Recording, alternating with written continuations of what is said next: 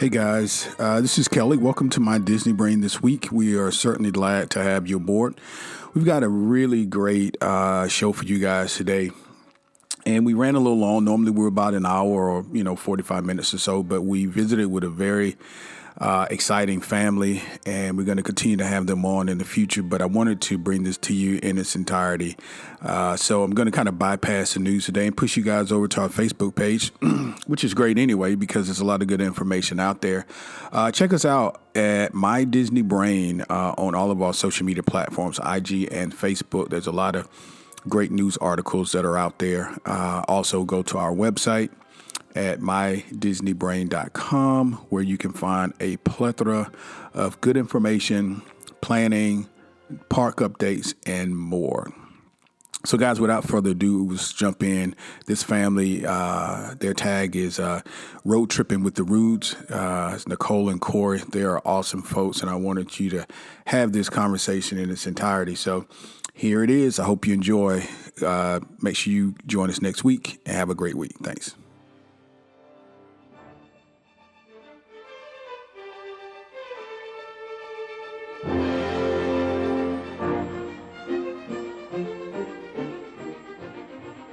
Okay, guys, we're going to jump right into it again. This is Kelly at My Disney Brain, and it's certainly my pleasure to have you with us this week. And I'm really excited. I'm excited every week about the content that we're bringing. This week is no different. I think you're going to agree with me once I make this introduction to our guest this week. We have a Disney family, but I think you're going to learn that they're more than Disney. But we're going to talk Disney today. And I begin to follow them on their social media platforms as most of us become aware of other folks out there. That's probably the way that we normally do it. And I was just excited to see again that there were families that looked like mine that were enjoying Disney the way that we do. So I thought that you, my audience, would be very excited to hear a conversation with these folks, and hopefully an ongoing conversation with the Roots. So they have a number of social media platforms, and of course they're going to be plastered all across My Disney Brain's social media, from Instagram to Facebook. So you'll know how to follow them as well. We'll get all that to you before the end of the show. But today we're going to be joined by the Roots. Their social media tag is Road Tripping with the Roots. Road Tripping with the Roots. This is on their YouTube page. And so, guys, welcome to My Disney Brain. Nicole and Corey, how are you guys doing today? We're doing great. Thanks for having us. Thank you so much for having us. It is my pleasure to have you guys here.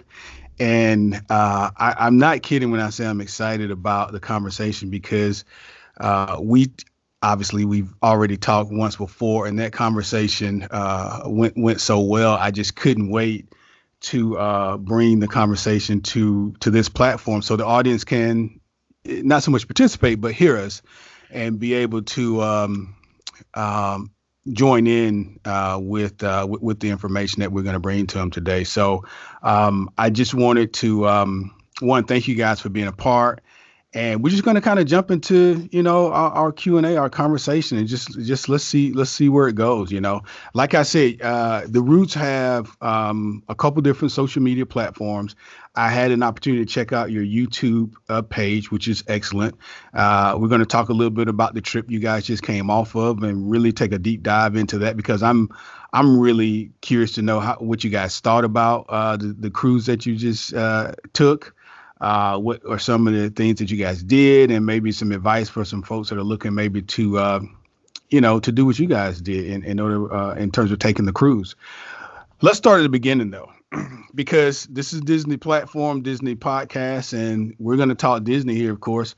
How did you guys come to Disney? And what I mean by that is, every time I bring somebody on, I'm always interested in knowing, as adult people of color, for the most part, how did we come to Disney? Was it recent? Was it years ago? How did we get here?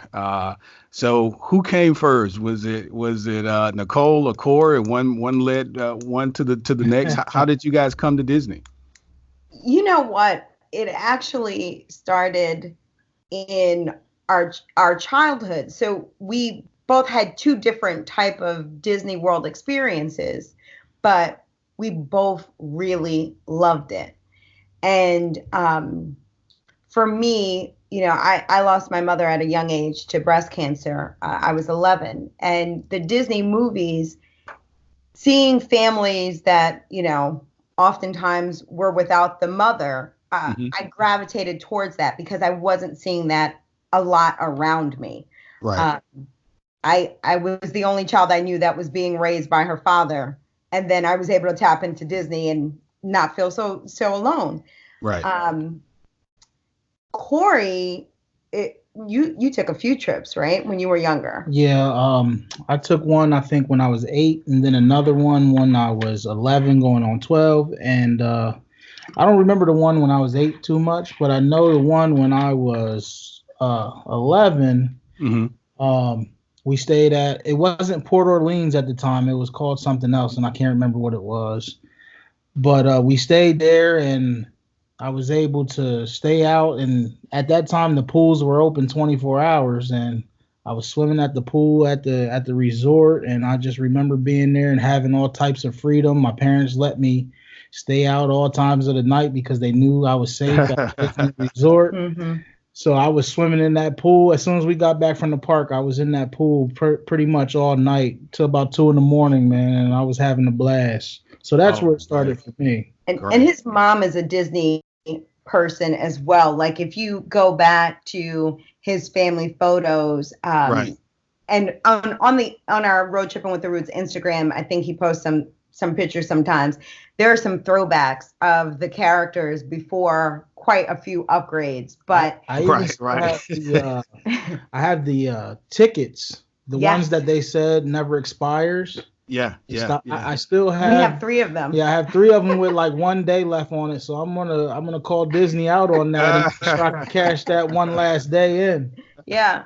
So for us, it started in childhood, and then when we got together Hmm. and built upon our family, it was just something that we incorporated and something that our girls love. Sure. Um, And I'm also a Marvel guy, so once Disney acquired Marvel, I was really all in at that point.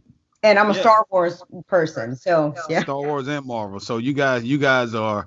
I always want to skip ahead to something, but you guys are you guys are all there. So you got Disney, you got Marvel, you got everything in one. And I was checking out your YouTube page, and I saw you did some reviews of Endgame and some other things. So I'm going to tell the audience to certainly go to our Facebook page, link out to Road Tripping with the Roots, check out their videos, and like their videos and comment and do all that kind of good stuff so that they can build their platform there. But I thought there was some pretty good content, particularly for folks who are kind of diehard Marvel fans. Now I'm not so much diehard Marvel, I'll tell you off the top, but I am definitely a Star Wars head. So Nicole, I'm with you there. But it sounds like you guys got together and you already had Disney as a sort of a thing, in common.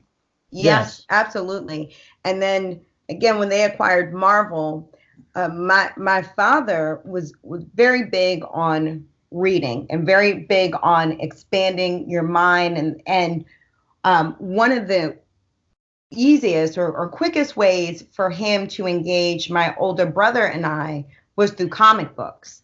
Oh, okay. So I was a Stan Lee girl as well, and so my dad had comic.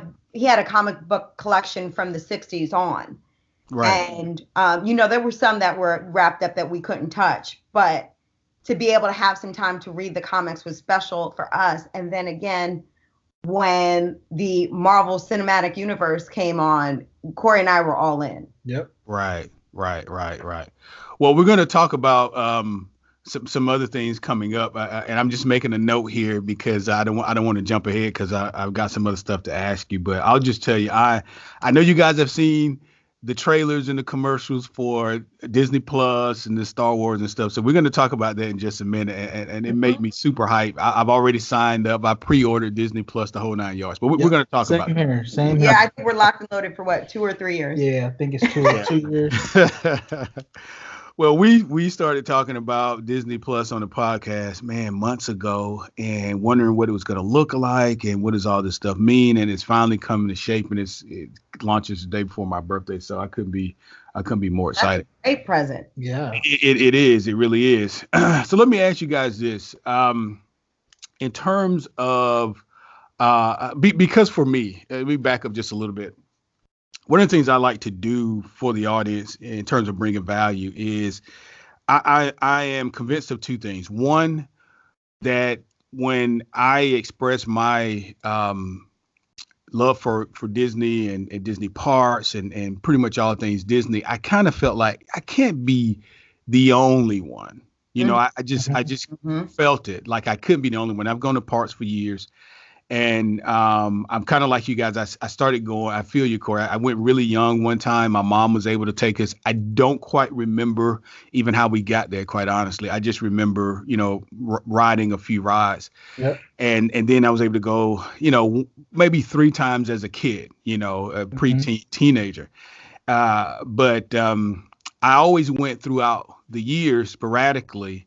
And then for my I won't retell the story because my audience has heard it a couple of times, but for my 40th birthday, I told my wife that, so I'm just going to start going to the parks every year until I get tired of going. So we've been doing it for the last 7 years. Just every year. It's just our deal. But I knew I wasn't the only one. So we get to the parks, initially I said, sometimes I see people of color and I see families and stuff like that. And that's fine. But my friends locally, they don't get it. It's not a deal to them.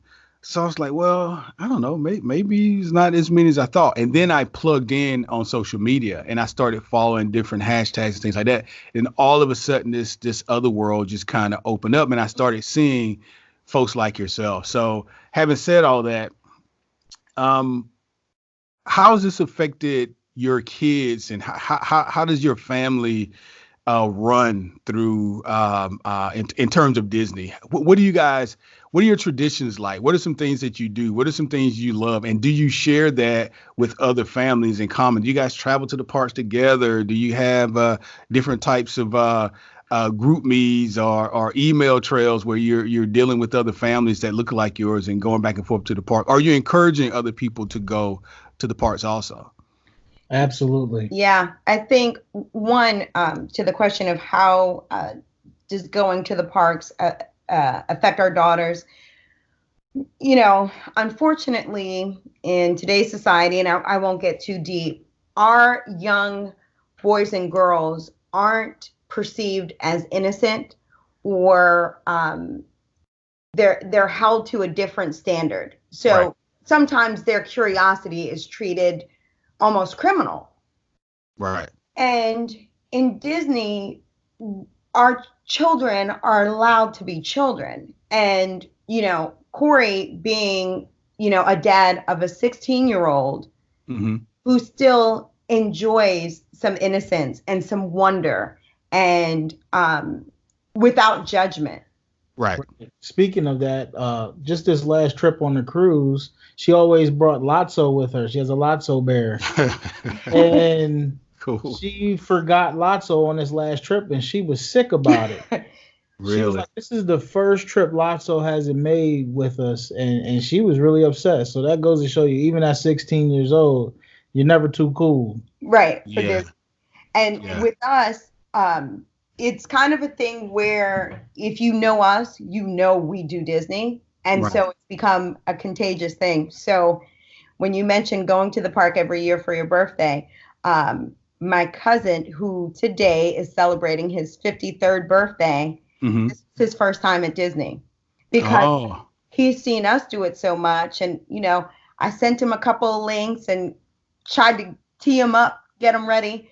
Right. He is having the time of his life. I said, he lives in New York. I said, listen, the restaurants in Disney Springs, in Epcot. I said they're bar none. Yeah. The perception might be that it's for children only, but totally not. Yeah. So for Christmas, our Christmas tree is all Disney. We put what are those things called? Yeah, and it's Quantica. So we celebrate a high of things. We have they're like family to us, but they're very dear friends. And her mother celebrates Hanukkah, and her grandmother, who passed on, celebrated Kwanzaa. And we were like, okay, well, let's just put them both together. Right. Shout out to Diddy and the remixes. And so we do have a traditional, what would be considered a traditional Christmas tree, but it's all Disney. So we have Zoom Zooms, Disney ornaments, Mickey gloves. So we're really into that. Cool. The second part of your question about, did we find other people and how do we meet up? So, you have to do your homework when it comes to preparing for a visit to the park. Yep. So we would go on YouTube and we would get a lot of information, which was very valuable, but we weren't finding people with our views or people that looked like our families. Right. Until a little over a year ago, we came across a YouTube family by the name of Diz Life of Ours. Mm-hmm. And I think we watched like all their videos that day because we were so happy. I mean, we were really, really happy. So fast forward, we went to in October, we did our Disney trip and, reached out to them. Hey, don't want to seem awkward, but we really love your channel. We met up with them. And now, we talk on a daily basis. Yeah. They have, that's awesome. they have a daughter that's a year older than our oldest, and their youngest is 2 years older than our youngest. And because of their cruise video, we were like, let's do it. And that's how we ended up doing cruises. And now we're 2 in and we've got 2 more lined up. Right. That's pretty awesome. Well, I'll tell you this. It sounds like we got a lot of stuff in common. And listen, I'm with you 100% on Disney Springs. I promote Disney Springs as if I'm getting some commission or something. I can't express to people enough. So, what's your favorite restaurant in Disney Springs? Well, that's sort of a loaded question, and I'll tell you why. I know we didn't really talk a lot about this, but in my years of going to Disney, when I first started going to Disney, I was carnivore, but I've been plant-based for almost the last 3 years. Okay. So it's changed a little bit. Okay. So I can kind of come at both sides, but I was a big sushi person for the longest. So Morimoto was a place that I love to go. But with the kids, we can still go to Deluxe because, Deluxe has veggie burger plus they had, regular burger. Mm-hmm. But bar none is why did it just fall out of my mind? I just see it's right. What's Blaze. Oh my God, I'm having a brain cramp. Corey loves Blaze. Okay. We love Blaze. Blaze is like it's just, oh my God. You can't go wrong there because you can build it. You can in 8 minutes by the time you sit down, you're ready to eat. And in Disney Springs, one of the things I love about Disney Springs is the just the design of the park. Mm-hmm. Because, I've gone there and you guys probably have done this too. I remember Downtown Disney, I remember all of that stuff. And not that it wasn't cool then, but the way it is now, as opposed to where it was, I'll take this any day. In those springs, and you can sit on Blaze's patio there, and you right behind Planet Hollywood. It's such a beautiful, beautiful view there. And that's kind of our favorite go-to spot. And so Blaze, to answer your question, Blaze is really one of our family favorites. And we had to fall back on it. It probably would be Deluxe. What about you guys? We did. Boathouse was one of my favorites. Yeah. But we just did Blaze Pizza for the first time back in May. And Pizza at first, I Murphy, didn't want to go there. I'm like, man, I'm not going to no pizza place. And Nicole and the girls talked me into it. I broke down. I said, all right, we'll go. I thought I was going to shut them up. Really, I was like, I thought I was going to have a "I told you so" moment. And I'll tell you what, right after that first bite, man, yeah, I was pleasantly surprised. I was like, this is a good pizza. yeah. We have that on our main video, and my cousin who's in Disney now just had morimotos for dinner last night. Yeah. We were going down. I think I told you guys, I may not have, but my daughter was in the college program. So a year or so ago, we were down quite a bit. And so we got a chance to see, different parts of Disney Springs come to life and open and things like that. And that was pretty exciting. But I'll tell you, I can talk Disney Springs to the cows come home. But my point in saying, I preach it so much to the audience is because, believe it or not, I still hear two things. And to me, I don't want to speak for you, but you probably will agree. To me, it makes my ears just want to fall to the side of my head when I hear people say this, because I'm going to say, bless your heart, you just don't know.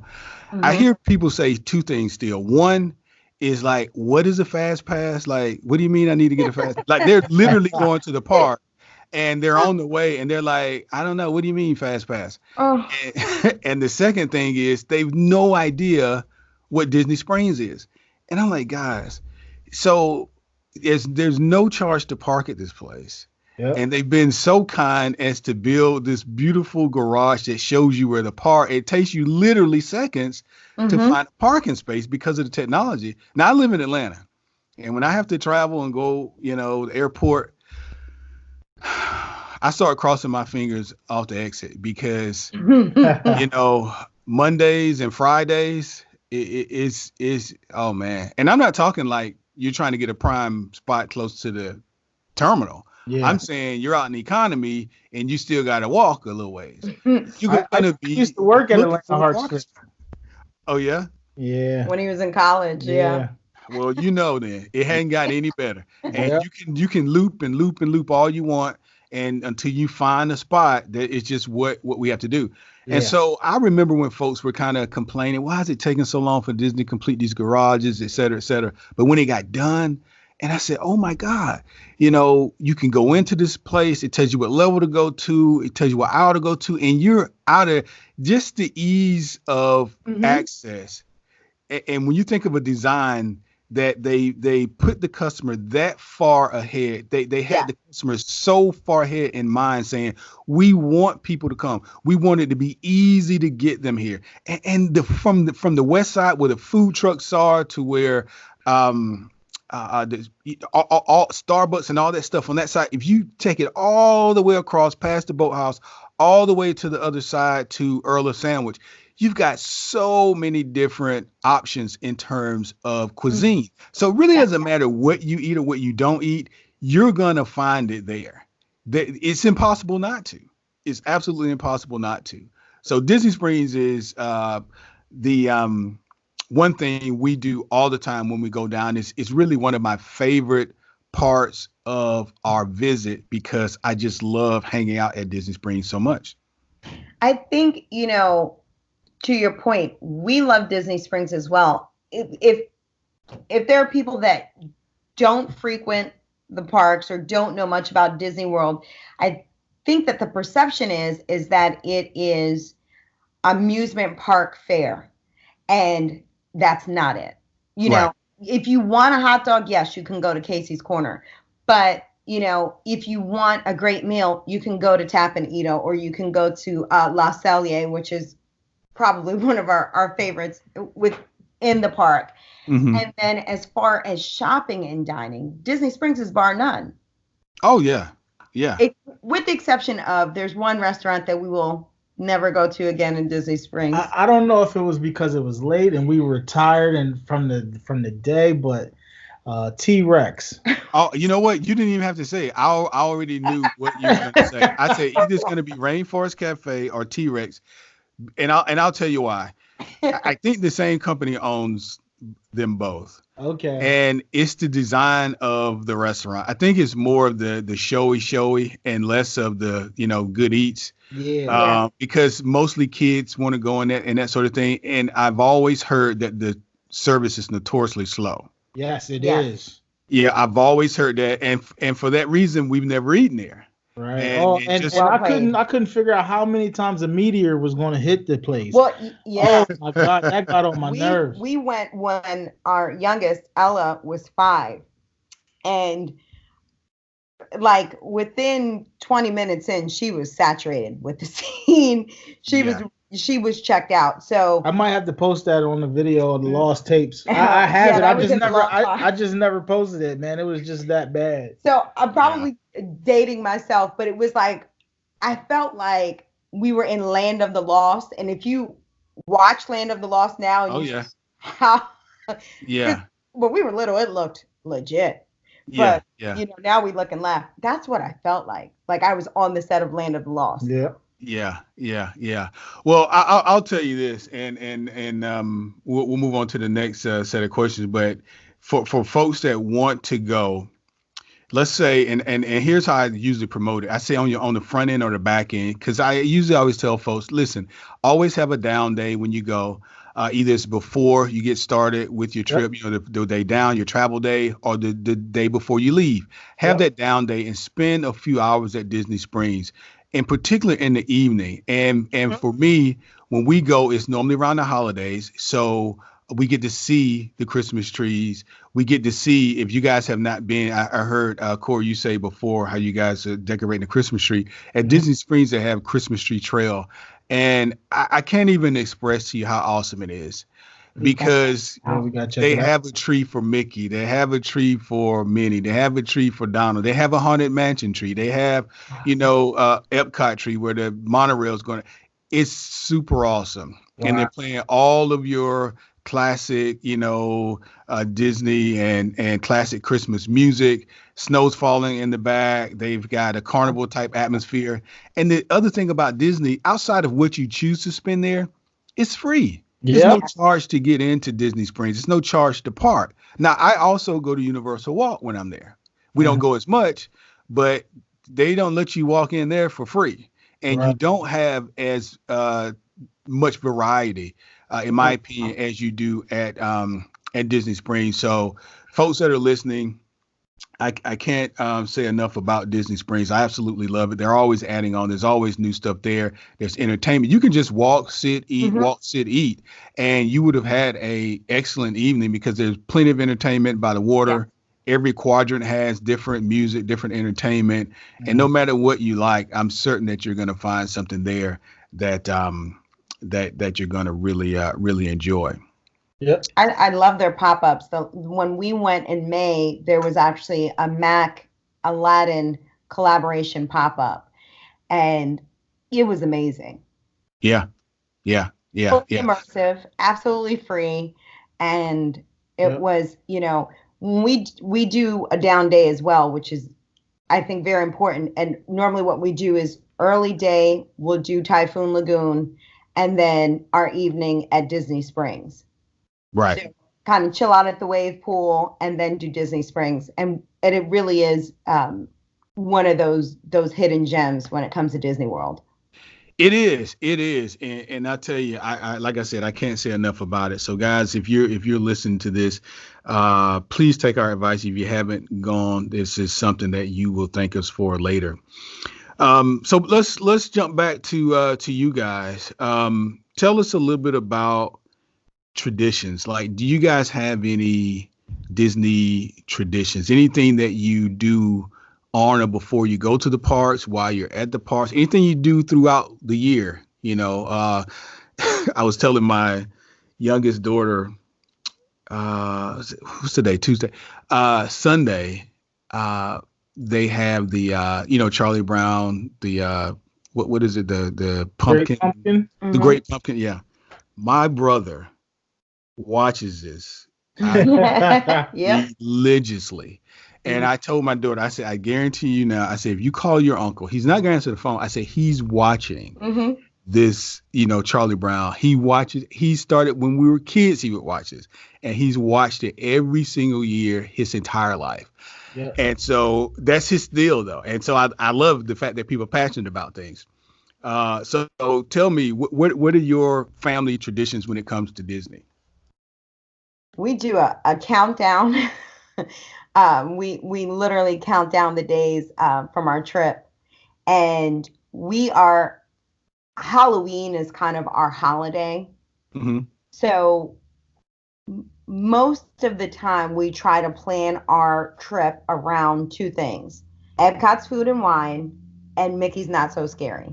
You're brave, very brave. So I know. So if the audience is listening, if you've ever seen Blackish and you've seen them around Halloween, that's basically us. Someone like when the first Halloween episode came on, our friends messaged us and they were like, "Hey, are there cameras in your house?" So everybody gets involved when Halloween. So it's not like, you guys dress up the kid and you're in the car and they're walking. We're all in. Okay. And the girls are very involved in the planning process when it comes to, we'll watch YouTube videos. They'll say, okay, we've got to hit up this snack, that snack. So it's really like a family team building exercise. Mm-hmm. We get ready. As we speak, we have on our fridge, we have a dry erase board counting down the days to our cruise. And so our 6-year-old Ella updates it every day. We're down to 103 days. She's no joke with that. So cool. Yeah. For Christmas, they like watching, and it's not Disney related, but The Grinch is on replay in here all the time. But for Halloween, it's Nightmare Before Christmas. Yeah, Halloween is Nightmare Before Christmas.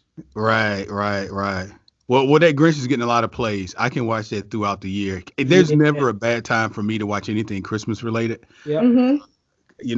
I'm growing more and more with Halloween. I'm not quite where you guys are because my wife takes, I only have one baby at the house now. Everybody else is in college or on their own. Mm-hmm. So my daughter is in the 7th grade. She's 12. And so they have my goddaughter, her mom does a big feast over there and they eat and then they go trick or treating. So they have their deal, but I'm here at the house handing out candy. Yeah. So I'm handing out candy, me and my dog. So that's our deal. But I will tell you this for Christmas though, we make sure breakfast is done.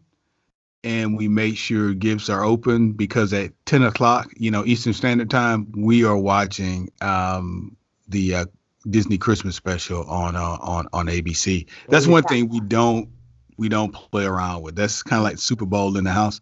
We watch religiously every year, and we absolutely love it. We absolutely love it. I think for many.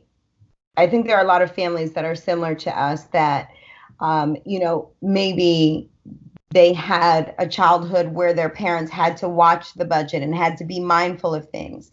Right. And so out of necessity, there became traditions and then we've carried them on. So I always wanted the cool, hard plastic Halloween mask and the... and the the back. You didn't want that one with the little string that by the time you put it around your head, it popped and that was it. I always wanted it, but that wasn't in the budget. So my mother would create our costumes. Now I'm back and I'm like, these were amazing. Yeah. So we don't buy costumes. We make costumes. Yeah.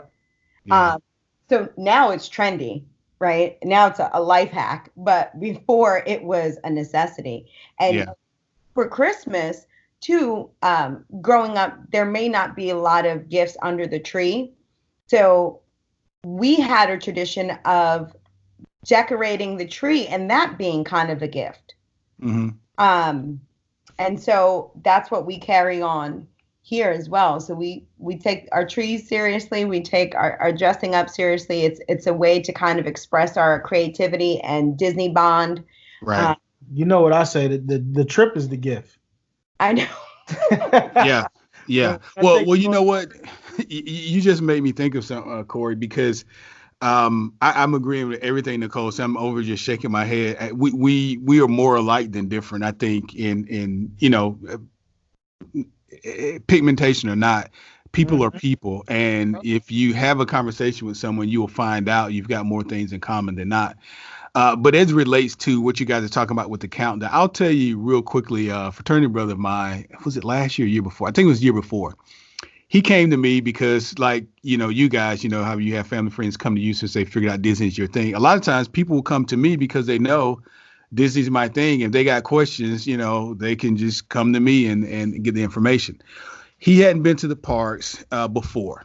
I think this was his first trip, and he's got 3 daughters, and he wanted to go, and he had questions about, the entire thing.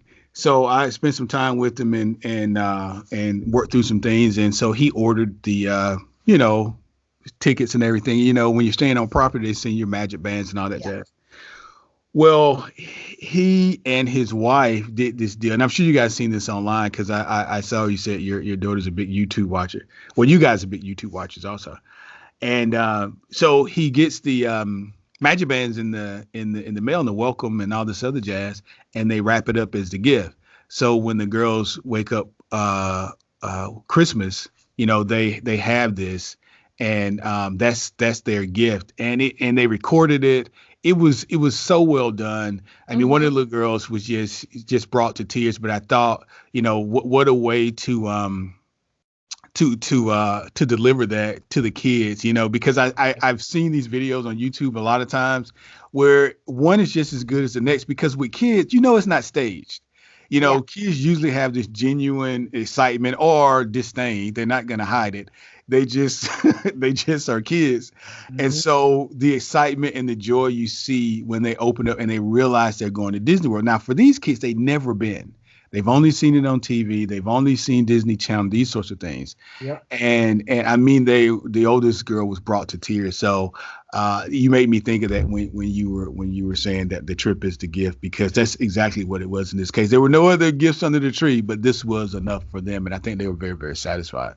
Yeah, it's a great gift, and we did that for her birthday. Yes, the first time we ever took Ava's. Our 16-year-old to the park. Awesome. We did it for her birthday. Most of my family lives in Atlanta, so the family reunion was in Atlanta. So she thought it was time to go home after the family reunion. And as we were checking out, I handed her magic band, and she tried to contain herself, but she really couldn't. So she was so excited. She thought we were pranking her, actually. Really? No, we're getting ready to go. We're leaving Atlanta, and we're going right to Disney World. And now the magic band, that's another tradition we do, is the girls are always able to personalize their magic bands. Yeah. So, if you go on to My Disney Experience, you get to pick out the color, and then they'll say, okay, we want to draw this on our magic band. We want this sticker or this decal. That's before they started making them. Yeah, now they do a lot of personalized ones. You can personalize them for real on My Disney. But before that, they were putting stickers and everything else on their magic bands. Yeah, it sounds like us. We one of the traditions we have when we go, Friday's our travel day once we get down. And we always go to Disney Springs to have dinner. And while we're there, we usually buy magic bands, and each magic band signifies, that year's trip. Yep. And when we come home, because, sometimes folks lose stuff. I'm really type A. So I've got everything, organized, and I've got years of magic bands all in my closet. And I can tell you which year, what was what. Nice. That makes it so special. What is your favorite magic band that you have? You know what I got last year? I got Black Panther. But I will tell you what my favorite is, because I am a Pirate of Caribbean addict. Pirates of Caribbean has always been my favorite attraction. I love the movies, and I have Pirates shirts, hats, you name it. I think I had past lives in the Caribbean. I'm really resonated with reggae music and salsa merengue. I think it was a past life thing, but I absolutely love Pirates of the Caribbean. It is by far my favorite attraction. Okay. Yeah. My favorite Magic Band out of all the years, I think it's probably the first one with Darth Vader. We had stickers, and I had a Darth Vader sticker on there, and it was a solid red one. Hmm. But then once you put the stickers on there, Darth Vader was on there, and then the Mickey had like a Darth Vader mask on the face. That was my favorite one. But I had a couple. That one and Thanos, and I had the Black Panther one also. Yeah, yeah. Well, I'll tell you what. Let's do this. I want to talk to you guys about the trip you just came off of. But before we do that, we're gonna kind of transition that out of some advice mode, if you will. So you guys are at this level subject matter experts, what I like to call it as it relates to Disney. You guys can plan, and you understand the importance of things like rope drop and fast passes and my Disney experience. I've heard Nicole say it already. So you guys are subject matter experts. So what I found out doing this podcast is that so many people are not, which is why I do it. One, to show my infatuation for Disney, but two, to really help folks, because I tell you, if you go back and listen to a few of the podcasts, they're mostly geared, when I'm not with my daughters and we're talking about memories and stuff like that, they're mostly geared to help people navigate Disney, because I think some people don't go because they feel like it's too complex. Yep. Yes. I also think people go and don't realize how complex it could be. Yes. And they're not prepared. And it's a massive waste of money if you do that. So we try to help folks. So here's what we're going to do in the next few minutes. Let's keep that frame of mind and let's go through these next questions. So you guys are subject matter experts. You're a family of 5. And so what's your best advice for a family? This is, they're going to Walt Disney World. What's your best advice for them? Kelly, this is where I get to sit back. Nicole is chomping at the bit. This is her wheelhouse. So I'm gonna get out of the way. So Nicole, the planner, is about. Oh yeah. You have. I know that to explain to somebody for vacation, you have to plan. That might seem daunting, but it pays off in the end. So, one, set your calendars. If you are on property, you can book your fast passes 180 days out. I normally set my alarm for 6 a.m. and I go in and do our fast passes.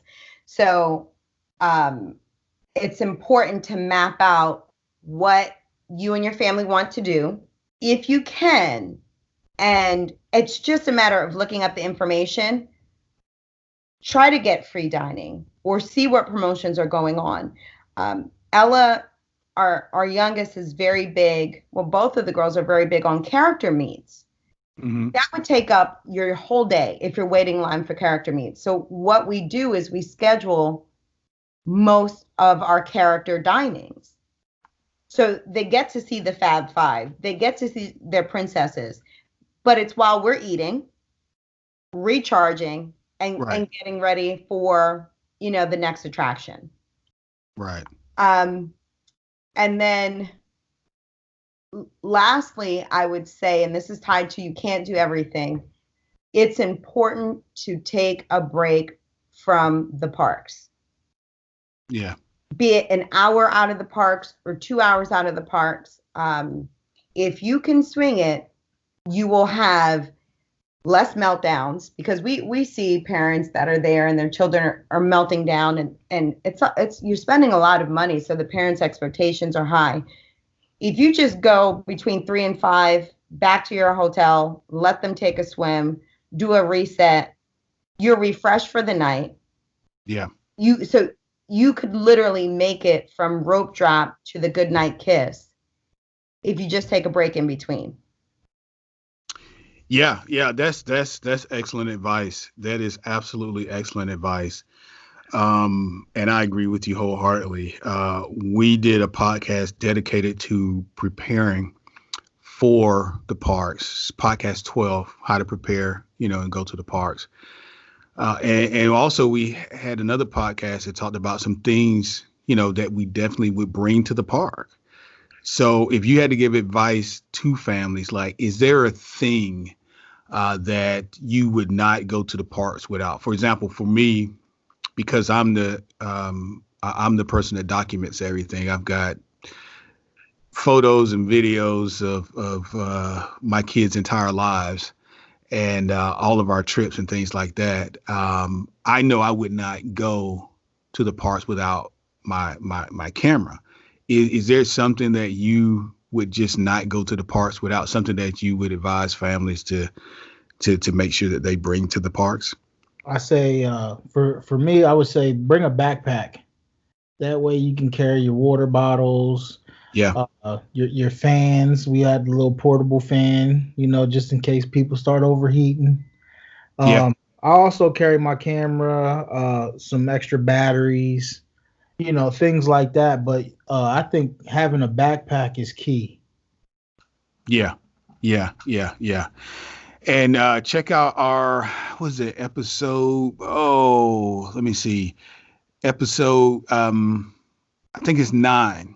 And the name of the podcast is Best Things to Bring to Walt Disney Theme Parks. And we talked about not only what Corey is saying in terms of the backpacks, but we recommended certain types of backpacks that have actually cooler areas in the backpack. Yeah. So if you have little ones, if you need milk, if you need something to stay cold, if it's medicine, whatever the case may be, you're going to be, in the parks most of the day if you don't take the break, like Nicole said.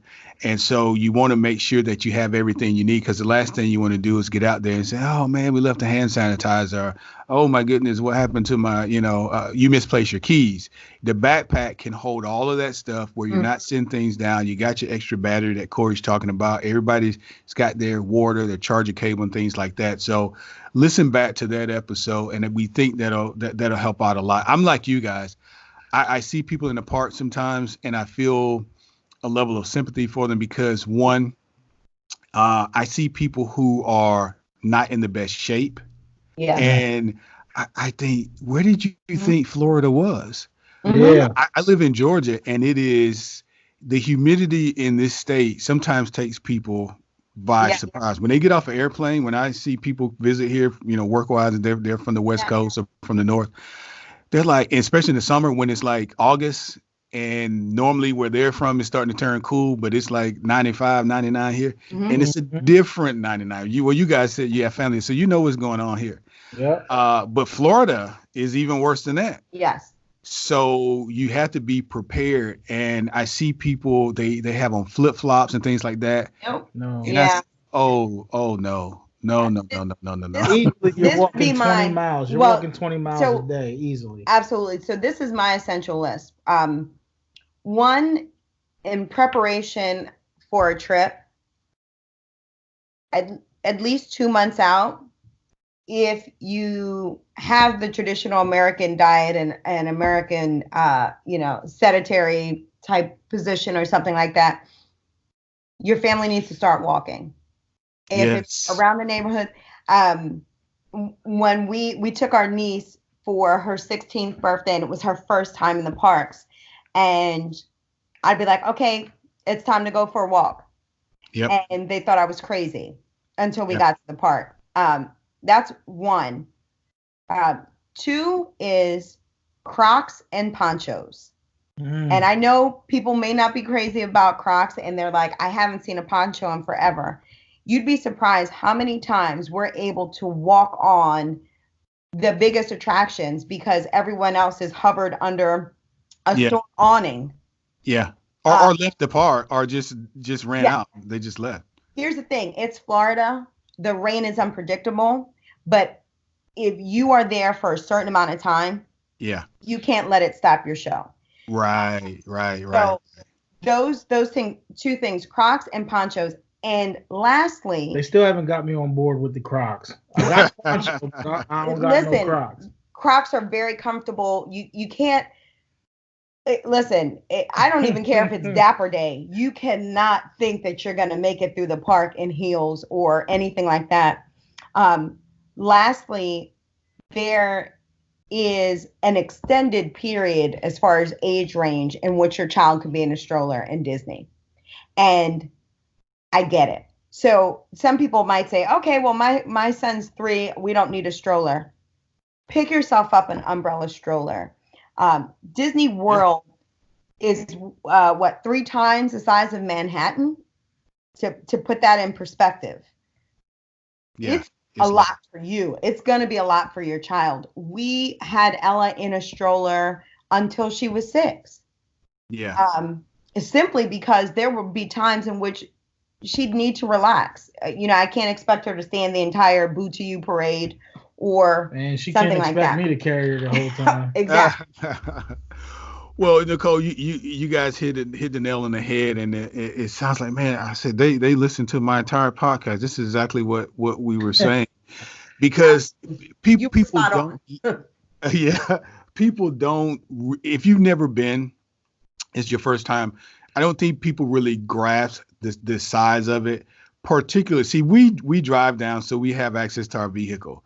And I think people who are flying or dependent on Disney transportation, you're doing even more walking because in the resort, you have to actually walk to the bus stop. Mm-hmm. And then from there, you have to go to transportation and back and forth and back and forth. There's even more walking.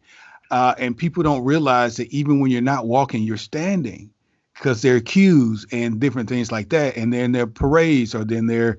So Nicole, I couldn't agree with you more. We talked about people taking walks, buying the shoes. Don't take new shoes to the park. Buy your shoes 45, 60 days ahead of time. Take your walks in your shoes so they're already broken in and these sorts of things. So that's really, really good advice. But my next question is a little tricky, and I'm going to try to explain it. So I'm just asking for a family that's going, and this may match up with you guys. So 2 things. What's the best time for a family to go? And then what's your favorite time? What's the best time to go? And then what's the favorite time? Now, these might be the same time, but in my mind, for example, the best time may be a moderate to low crowd time. That's the best time to go. That doesn't seem to exist hardly anymore. Right. But my favorite time to go is during Christmas, which of course is not moderate or low. Right. So what do you guys think? So I think Disney has narrowed the window for the best time as far as crowd levels. Normally around May, Disney takes inventory to see what their booking looks like for the fall. And so in May is when you start to see the free dining. So then you see the spike up. But for us, historically, the more like low crowd times have been in September, October. Yep.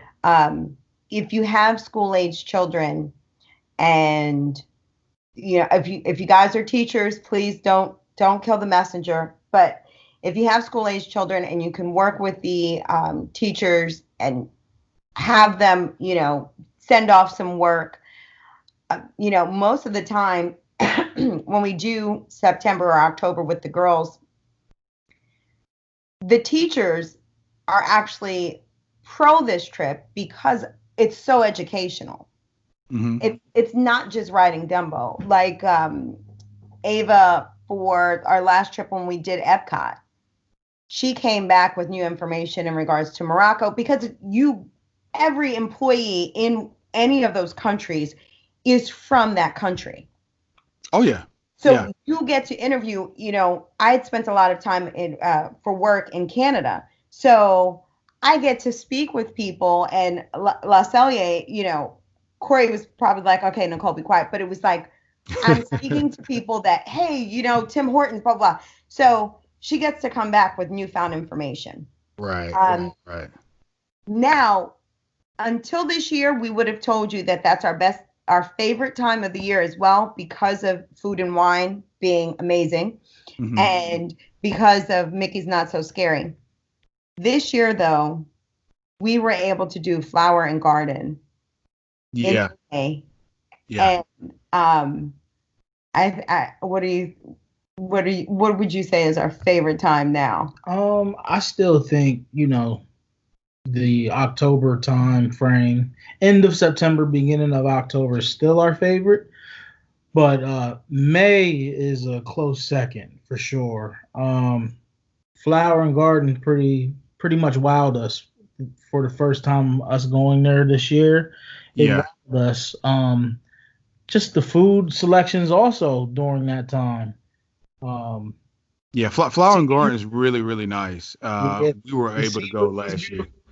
I, Oh yeah. I just realized Corey's going to say Food and Wine until he meets Sheila E. in person. Um, Sheila E. Each year does an appearance at the Food and Wine, and Corey has yet to take a photo, have a photo session with her. Well, So, listen, I'm a big Sheila E. fan, and I grew up during that time, so I certainly understand.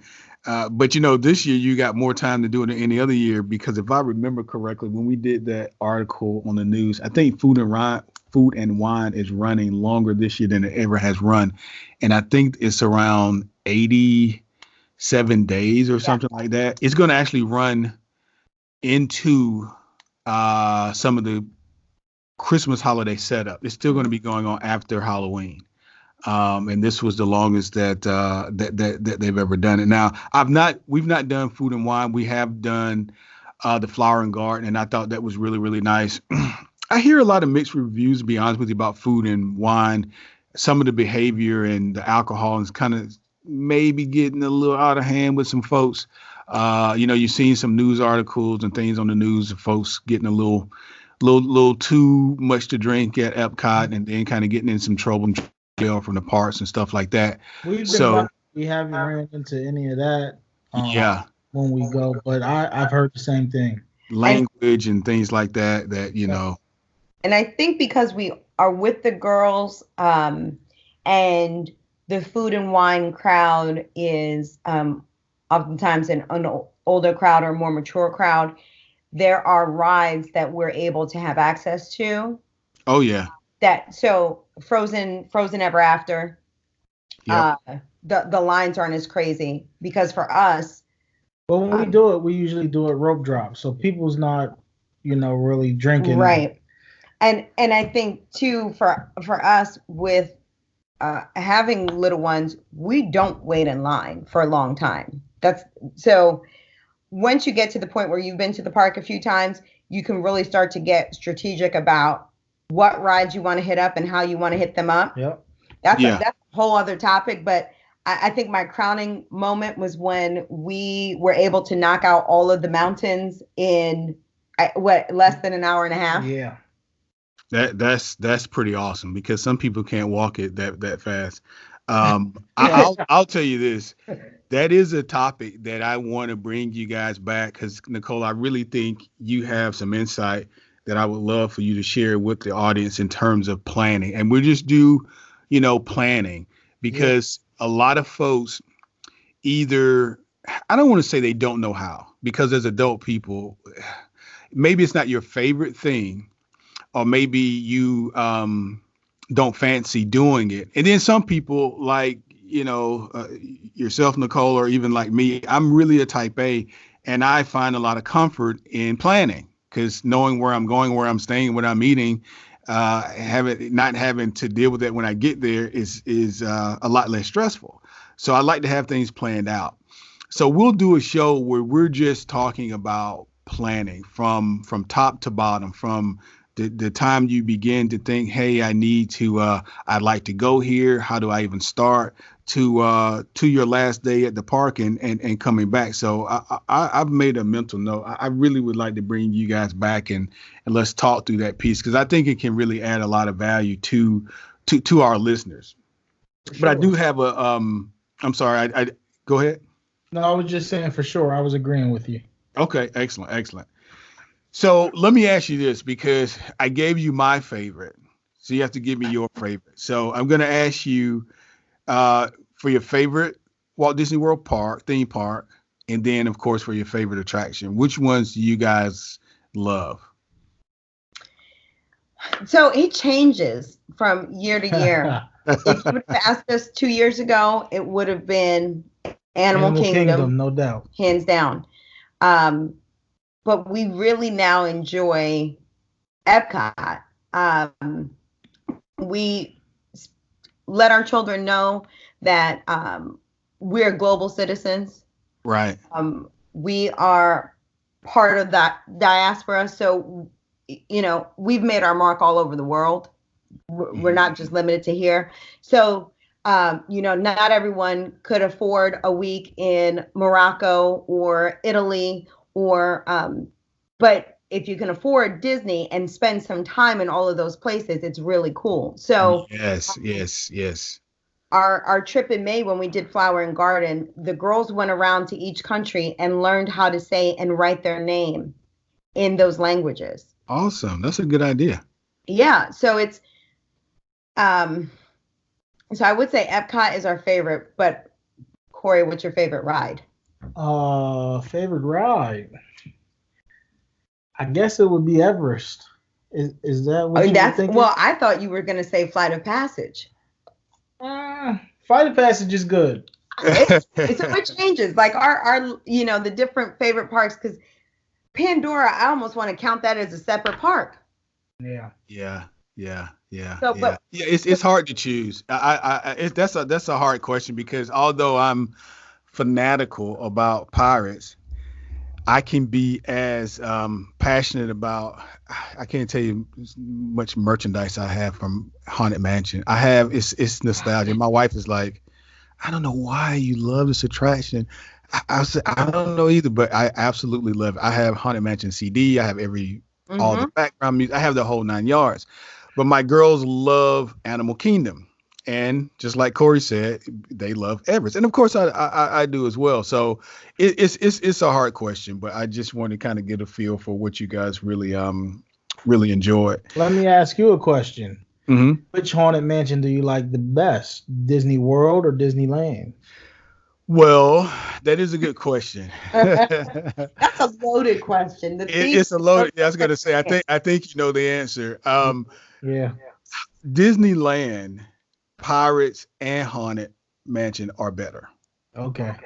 They're better. And I think the only Pirates that's probably better than that is Shanghai. And I've not been there.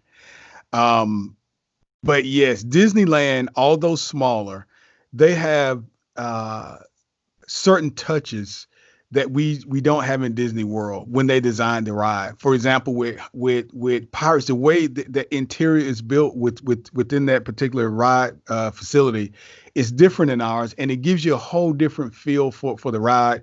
And I think also their dip, there's something different there. Mm-hmm. We have the same ride vehicles as far as I know. Haunted Mansion, the history there with, Walt's hands being on it and back and forth. I just love the nostalgia of it.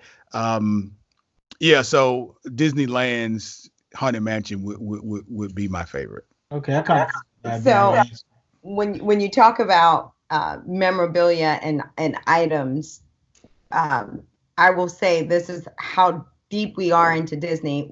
We live in Pennsylvania. We have a Disney outlet store, but not like true real-time access to Disney park items. Right. So when we were connecting with people that looked like us, that, had a lot in common with us, we also connected with the Facebook group, Shopping with Ray. She lives in Florida, and she makes weekly trips to the Disney Character Warehouse, which a lot of people may not know about, but we go on there and we get our items before we go to the park at a fraction of the cost for the park. Yep. Really? And Character Warehouse is a Disney store. For example, if Flower and Gardens finish for the year, they'll have the Flower and Garden merch. If we know that we're going next year, we stock up on that. Our oldest daughter is deep into Mickey ears. Mm-hmm. So we just got her a pair of Mickey ears, the Mardi Gras Mickey ears, which we know retail for $27.99, and we just got them for $6.99. Awesome. So that's another hack. So if you think your child's going to have a meltdown over a bubble machine, link up with Facebook groups, or I highly recommend Shopping with Ray, RAE.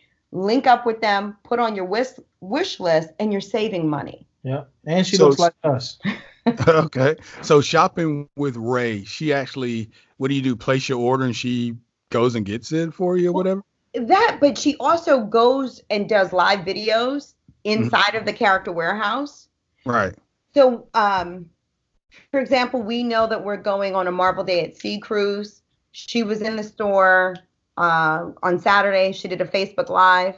There are Mickey button-up shirts, and I know that we're going to have a semi-formal night and a formal night. So I was able to order those for Corey. That's great. Yeah, Yeah. I'm gonna have to look into that myself because It's trouble though, because you will the especially when you said Haunted Mansion. I've had my eye on this Haunted Mansion lounge fly and dress, uh-huh. and Corey's gonna be like, "What's going on here?" But Yeah. Well, listen, I really didn't even drink coffee. I'll be honest with you, but I began to buy so many mugs that it forced me to start drinking coffee. I have probably I probably got close to 10 mugs now. And it's one of the things that I always, because I go to the character warehouse. There's another, there are two character warehouses there. And I know the one you're talking about. The other's on Universal, International. Way, and the other one's on Vine. She goes to both of them. The Vineland is the one that I find to have more merchandise and is easier access. So that's part of our down day when we go to Disney Springs, because where we normally stay, we're right there in Kissimmee. We're right off of that, right off of 4, right off that main highway there. And we can get there into Disney Springs to our hotel. It's probably maybe 15-minute round trip.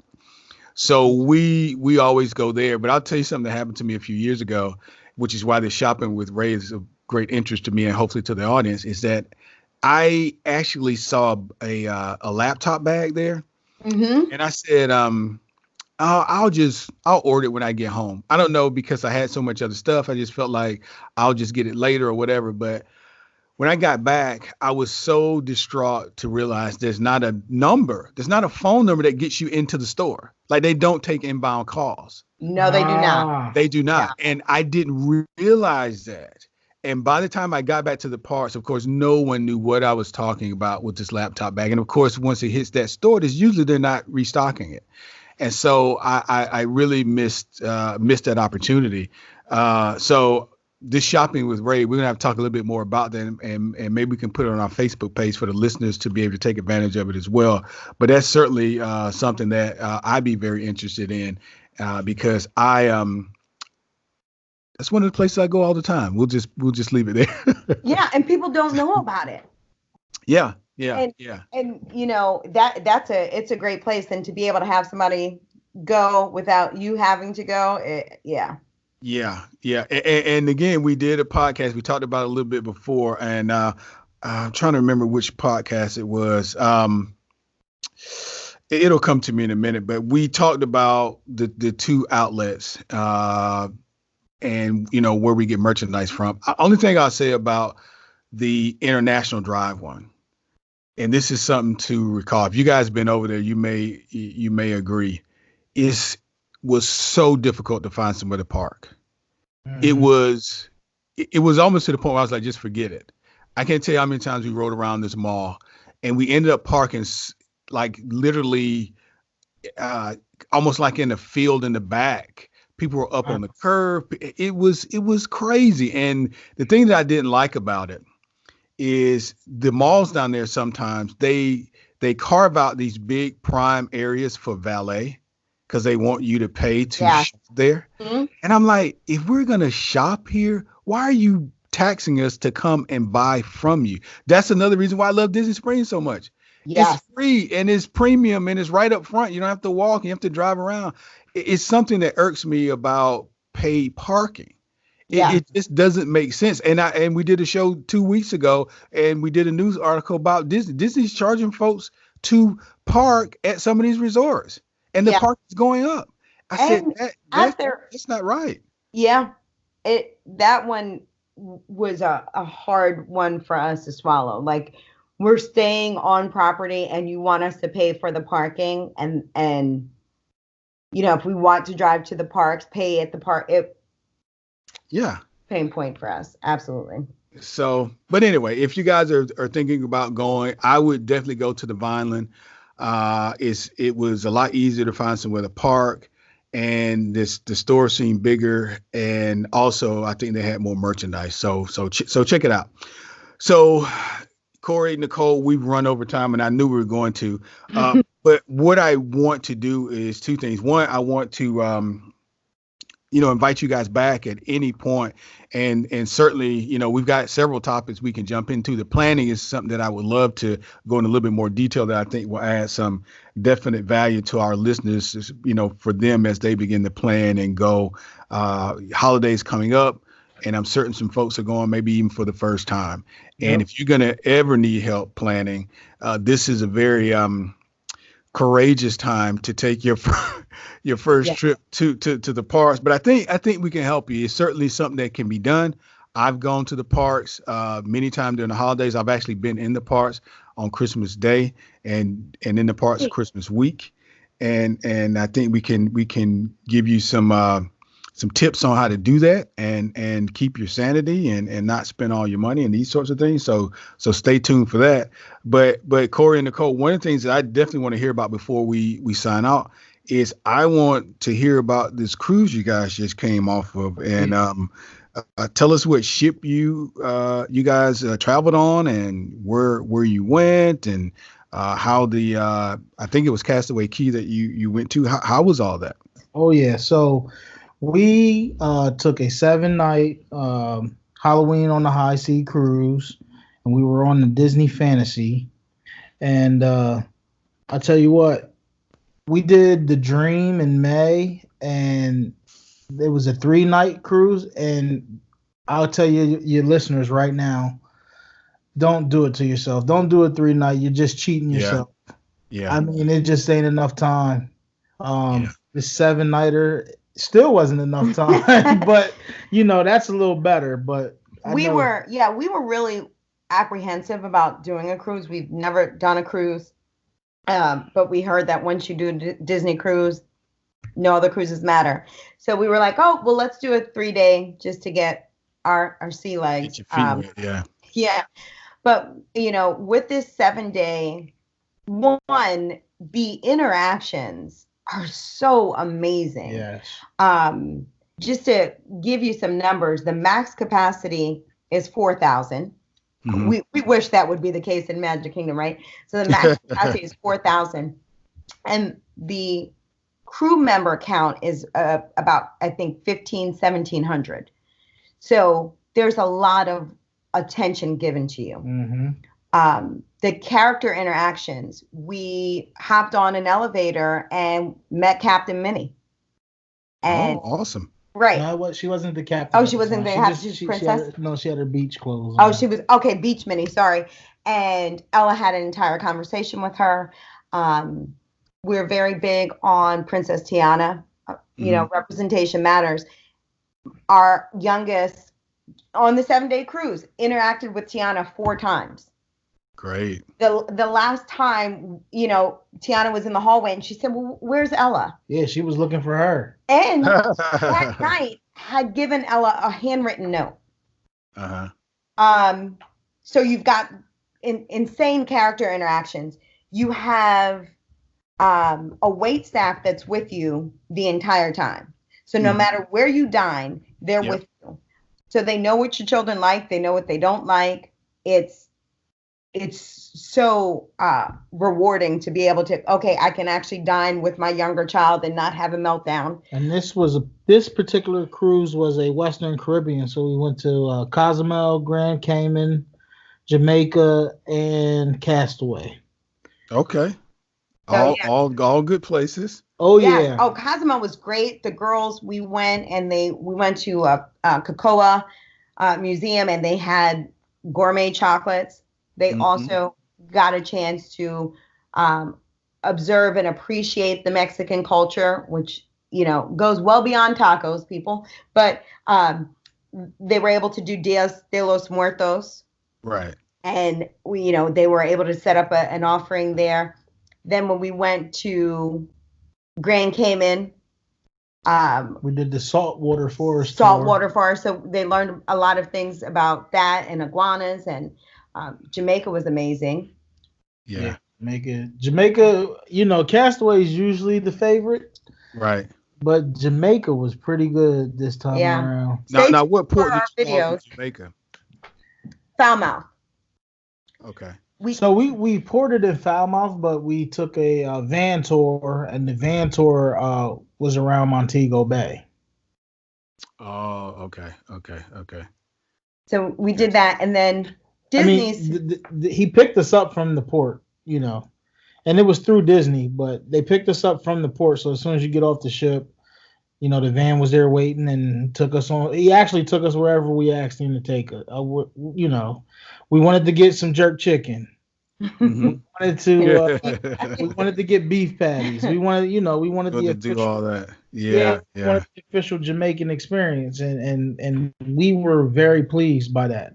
That's good. I will say, too, we'll have to do another. We'll have to come back on to go into the cruises, but Castaway Key is insane. It is everything you love about Disney on a private island. Yes. So if you are, I'm a big time beach person. Corey is not, because he doesn't like the crowds. He doesn't, you know, he's sketched out by things. You have, it's a Disney private island. It's beyond pristine, and you have barbecue food. And we did on the island. We did a mojito tasting. Nicole knows that at Castaway Key, that's the only place I'm getting in the open water. I don't get in the open water anywhere else. No, he's telling the truth there. But Castaway Key, I don't have no problem going in there. I'll go all the way out. I'll swim all the way out there, no problem. Really? You guys didn't get in the water in Jamaica or in Cayman? Is one of my favorite places to go. I could just live there tomorrow. There in Curacao. I mean, that'd be no problem. The girls did. I just sat back and watched them. It was really important. Jamaica was an important one for me because that is the birthplace of my grandfather. Okay. And I'm very big on making sure our children know who they are before society tries to tell them who they're not. Right. So the great thing too is when you book through Disney, the ship's not going to leave you. If something happens, they're waiting for you. But we were able to take a 6-hour van tour through Jamaica, through the countryside, to the beaches. It was really. Yeah, our driver was Anthony. He was the best. Yeah, the one thing, we love Disney parks, but a lot of times you need a vacation from the vacation or a vacation after the vacation. Mm-hmm. What we found with the cruises and why we're so plugged into them now is that you get the Disney experience, but it's not as rushed. Yeah. Being in the Caribbean and then being on the boat, you are forced to have to slow down because, you know, your phone's not doing anything, your laptop's not doing anything, so you kind of gotta, you know, lay around, and eventually you snap into that island time. I've been there, and honestly, I wish I could go back. We spent some time in Jamaica, but we did a land. We flew over and were there for about a week, so we get it with Jamaica. Yeah. We did a Disney cruise, but it's been so long to hear you guys talk about it is really, of course, making us want to go back. I'll tell you this though. Whoever gave you advice in terms of Disney being the premier, they are, and you don't really realize it yet, but taking Disney cruise first before any of the other lines is gonna really show. We've done them all, Royal, you know, and Carnival and these other folks, but we did what you guys did. We did Disney first, especially when it comes to the entertainment. Yes. Especially when it comes to entertainment. I fancy dressing up, going to dinner, and then to a show. Mm-hmm. Disney was, I mean, the quality of the shows was just like you see in the parks, just like you see on Broadway or anywhere else. So just beware. I'm not, I don't want to say anything bad about the other ones, but it it was different. It was not the same. With Disney, it was top notch. Yeah. I just didn't think the other ones were as quality. Bless their heart, I'm sure they tried, but it Yeah, just wasn't the same. It just wasn't the same. So you're absolutely right. Broadway level performances. Beauty and the Beast. We watched Aladdin. On the ship, you get to see movie premieres. So we actually were able to Yeah. watch Maleficent 2, The Mistress of Evil, a day before it was released on land. cool. Our youngest actually did an animation class. So she learned how to draw Pluto, Disney Imagineer, walked her through that process. Our oldest, the teen club, she didn't even want to be bothered with us. Yeah. Yeah.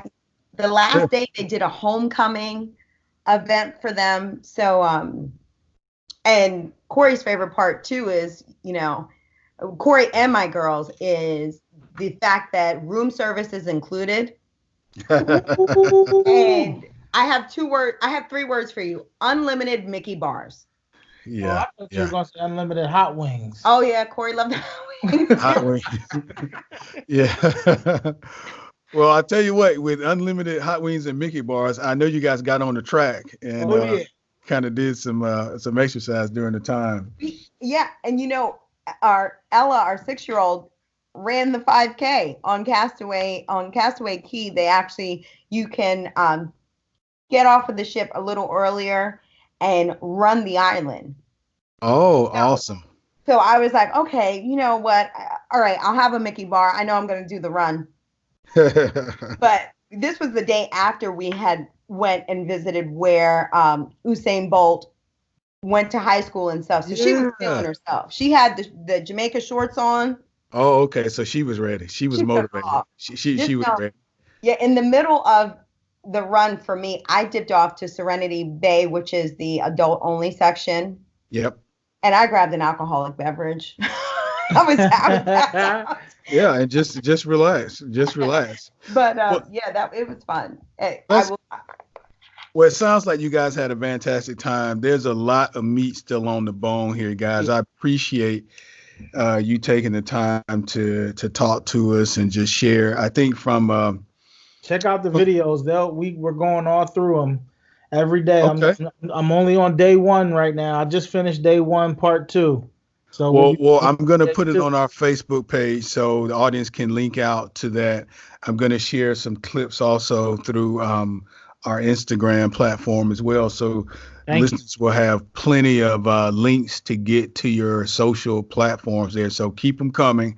We love to see the information. And I think our audience will agree that the personal experiences help us quite a bit. There was a time where we didn't have the advantage of reading a review before going to a hotel or before going to a city. Now we have, people like the Rudes that are very open and honest about experiences they have. And that we take that and we can have a better experience ourselves in terms of what it is that we're trying to do, in this case, travel and Disney travel in specific. So thank you guys for sharing with us. Like I said, there's a lot of meat still left on the bone. I certainly invite you guys back, and we'll plan that piece where we can talk, Nicole, go into a little bit more detail about planning and really help some folks as they begin to plan for Christmas coming up. And then let's talk a little bit more about cruise. We can talk planning there. How do you find the cruise? How do you begin to even sort it out? Again, I think a lot of times folks don't even begin the process because in their minds it seems so complicated. But we've all done it, and we're more than helpful or more than willing to help you through it. So we'll do that. So guys, I know we've kind of jumped across the board, but I think you got a feel for these fine folks today. Nicole, Corey, did I miss anything you'd like to share before we sign off? Yes, I'd like to say thank you so much. I cannot what you're doing and creating a platform is so important, because sometimes Disney is maybe just in our minds when we think of the commercials when we were younger, sometimes we set limitations on ourselves and think, well, Disney it's not for us. Right. It very much so is. And I Yeah. think somebody that might be a little apprehensive being able to plug into the wealth of knowledge that you have, it's so valuable and it's so important. Yeah. Well, great. Thank you for saying that. So thank you so much. Yeah. Thank you, Kelly, for the platform you gave us. We appreciate it. Listen, I appreciate you guys. I'm kidding. I'm not kidding you. I watch your videos and it tickles me. I told you I thought your baby was as pretty as any princess in the park. Hopefully you guys had a chance to listen to some of the other podcasts we had. Irvin has, I think I would say his daughter is maybe a few years younger than your daughter, but very, very similar setup. You know, these guys love the parks. They actually live in Orlando, so they're able to go a lot more often than you and I. But that's what we want to do. We want to provide the platform to get the word out that this is for everyone, and that we enjoy this medium, and we enjoy the Disney entertainment, etc. And in addition to that, we want to help you. Like, if you've got questions, guys, there's a way to get to us. You can email us at any point. You can email me directly at Kelly, Kelly, at mydisneybrain.com. Any questions you may have, whether it's planning or just general question, areas that you like for us to cover, show ideas, any topic ideas, we'll take it in consideration, hopefully bring it to the platform and be able to help you, because that's really what we want to do at the end of the day. We want to be able to add some value while we're talking our passion, which is Disney. We want to be able to add some value to you, the listener. So again, appreciate the Roots for coming on. This is not going to be their last time. I assure you that this is not going to be their last time. We're going to immediately start planning to have them on again, because I feel like coming up, Christmas is already here. We literally have not even gotten to Halloween. And I know that as soon as Halloween is done, as quickly as it came up, it will go down, and we will be in the throes of Disney Christmas, which to me is the most exciting time of the year. So I'm looking forward to that. And Nicole and Corey, thank you guys again. I learned a lot listening to you guys, and I'm excited to continue to talk to you all. I'll encourage you guys to continue the traveling. It sounds like you guys understand and know the value it holds for the young people that you're responsible for. Expose them as much as possible and see those flowers bloom. So guys, thank you so much again. Listeners, we appreciate it. You can catch us again here next week at My Disney Brain. Thanks and have a great week. Thanks so much, Kelly.